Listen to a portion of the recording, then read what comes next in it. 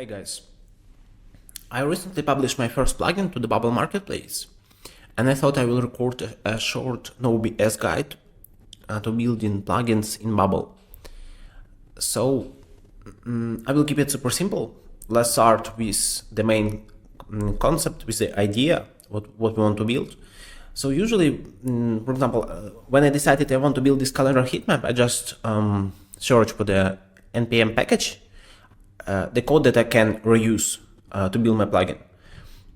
And in 99% of the ideas, you can already find something similar that you can use. And I found this library that let you build these calendar heatmaps. Basically, it is already pre-made heatmap. Let me walk you through how I made this, and I will explain all the tabs in this plugin building workflow. So you will find your plugins here. You can create a new plugin. Let's go to the already existing plugin. And the first tab, the general tab, it is basically where you add some customization and some descriptions, service URL instructions.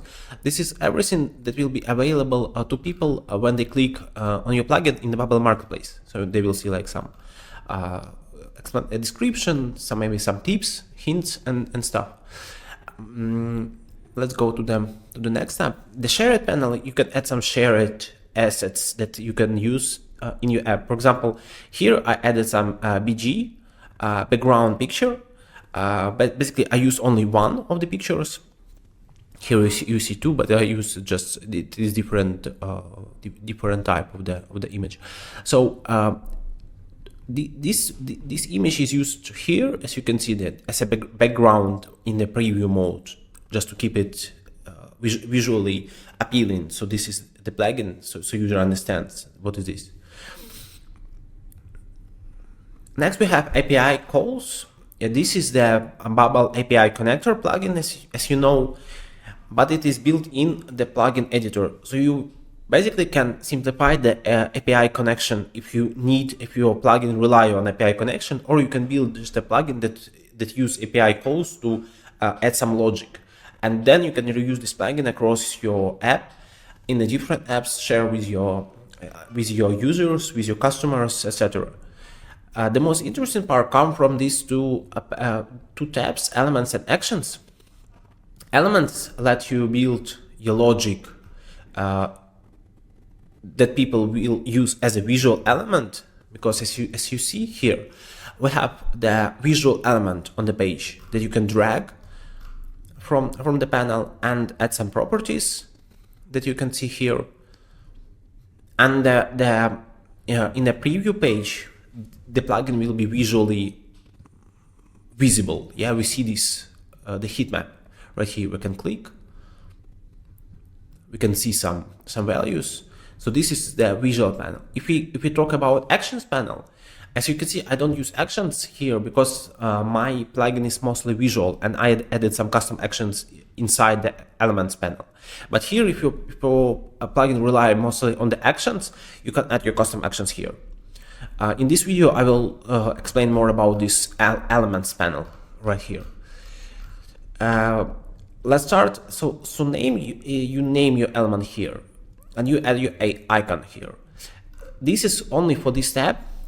As you can see, the calendar heatmap in testing mode, and then you see the icon. You can choose the name and icon, whatever you like, but mostly it will be like the name of your plugin. Then you add some Bubble properties. It is some properties that is available for users. Literally, this is the same that it says in here. So if it's resizable, responsive, background, borders, etc. This will be available here. For example, in layout tab, we have fit with to content. If I uncheck this check mark, it will be not available for users. So this plugin will be not available to fit into content. So this is pretty simple. Next, the width and height. This is the width and height of the element that will be put on the page in the preview mode. So if your user decide if you want to make it super small, when the user put it on the page, you can, for example, add some low numbers like 10 pixels to 10 pixels. I keep it like this because the heatmap I kind of need it visually to be understandable. So this is the heat map that will be visible to users. Next, we add in properties. It is a lot of information, but basically what we are doing here is we add in properties that will be customizable by user. So for example, the user can change the data type of the heat map point, of what data will be used as heat map data. Next, what the source of the data, how what data we should use based on some filtering and some logic. The date we want to show the heat map, the value of each cells, etc. Some style and some colors, color of the cell, color of, I don't know, all of the borders, color minimal when the value is minimal, color maximum, etc. So this is some customization properties, because if we are not using this, our plugin basically will show some static data, and that's all. So this we need here to let users customize plugin for their needs. So here you add as many properties as you'd like, as your plugin needs and as you want. Basically, the more properties, the more customizable your plugin will be. Exposed states, it is some state that, for example, here, how we are using this exposed state. By clicking on the button on this cell, we add some value. So this value is stored in the exposed state inside plugin. So this is why we need the states. And events. Events is usually used in the workflows. For example, when cell is clicked, how am I using this in my plugin? As you can see, I have this event, calendar heat map, cell is clicked, and we show pop-up password. So this is where we can use these custom events to show some information to the user. And just to make it clear, here when the calendar testing, I click it value. So we expose this value and we can reuse as a dynamic data in Bubble. Let's go to the core concept of the plugin. So to make it clear, usually when you rely on some third-party packages, the core idea of building process is make this code, this already made, available and customizable in your plugin. So you usually start with some script and you paste it in your header right here. Then you have like 3 functions. So let's discuss these functions one by one. Initialize function is called when the user put the element in their editor. Usually it's some static code that is kind of initializing the element. For example, here if you go to the quick start tab, you see we need to call new call heatmap function, and we need to render a div with id call heatmap. So basically we are doing this here. We are creating a div, appending this div to the DOM, and calling the heatmap, and calling the heatmap paint to create the element.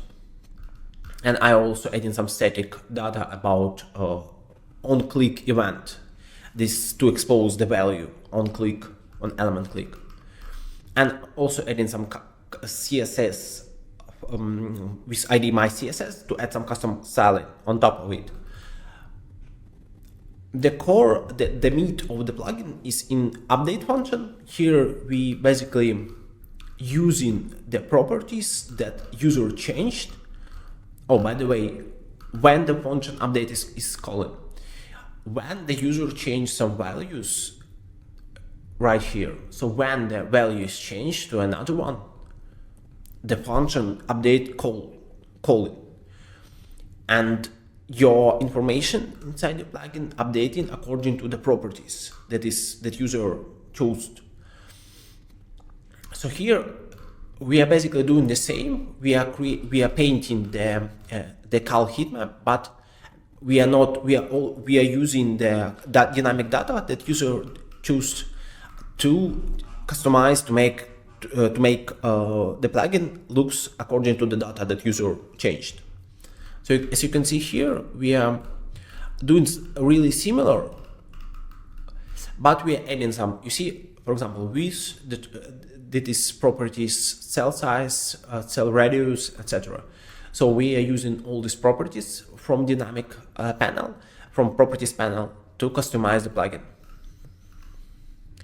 How can I know what properties to change? You just go to the docs and you go one by one, reading about all the properties that is available for us, and you add in these properties to your plugin code. Super simple. And in what is preview, this is where I used my image from the static panel that I show you. So this is the image or code that you want to show on your preview plugin view right here. So this is preview mode. You can add some image, some custom logic if you like, if your plugin needs it, etc. So to summarize, we have this initialize function that is called when the user put the element on the page. This is some static information, some like start code, if you'd like. On the update, we are doing basically the same, but we are updating the values with the values that user changed inside the properties panel. The values created by you on these properties are the fields. And preview function is called like this is the preview view of your plugin on the page, on the editor panel. So this is basically it. This is the core concepts of plugin building. If you have any question, leave a comment below. I will reply as soon as possible. Thanks for watching, and see you in the next video.